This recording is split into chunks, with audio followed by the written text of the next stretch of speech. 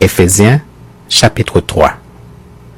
À cause de cela, moi, Paul, le prisonnier de Christ pour vous, païens, si du moins vous avez appris quelle est la dispensation de la grâce de Dieu qui m'a été donnée pour vous.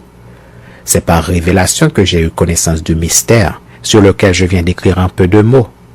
En les lisant, vous pouvez vous représenter l'intelligence que j'ai du mystère de Christ. Il n'a pas été manifesté aux fils des hommes dans les autres générations comme il a été révélé maintenant, par l'Esprit, aux saints apôtres et prophètes de Christ.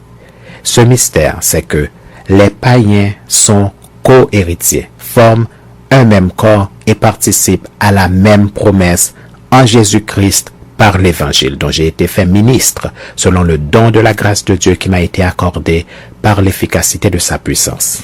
À moi qui suis le moindre de tous les saints, cette grâce a été accordée d'annoncer aux païens les richesses incompréhensibles de Christ et de mettre en lumière quelle est la dispensation du mystère caché de tout temps en Dieu qui a créé toutes choses afin que les dominations et les autorités dans les lieux célestes connaissent aujourd'hui par l'Église la sagesse infiniment variée de Dieu, selon le dessein éternel qu'il a mis à exécution par Jésus-Christ notre Seigneur, en qui nous avons par la foi en lui la liberté de nous approcher de Dieu avec confiance.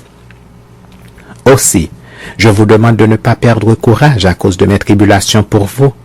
Elles sont votre gloire. À cause de cela, je fléchis les genoux devant le Père, duquel tire son nom toute famille dans les cieux et sur la terre, afin qu'il vous donne, selon la richesse de sa gloire, d'être puissamment fortifié par son esprit dans l'homme intérieur, en sorte que Christ habite dans vos cœurs par la foi, afin qu'étant enraciné et fondé dans l'amour, vous puissiez comprendre avec tous les saints quelle est la largeur, la longueur, la profondeur et la hauteur, et connaître l'amour de Christ qui surpasse toute connaissance, en sorte que vous soyez remplis jusqu'à toute la plénitude de Dieu. Or, à celui qui peut faire par la puissance qui agit en nous infiniment au-delà de tout ce que nous demandons ou pensons, à lui soit la gloire dans l'Église et en Jésus-Christ dans toutes les générations, au siècle des siècles. Amen.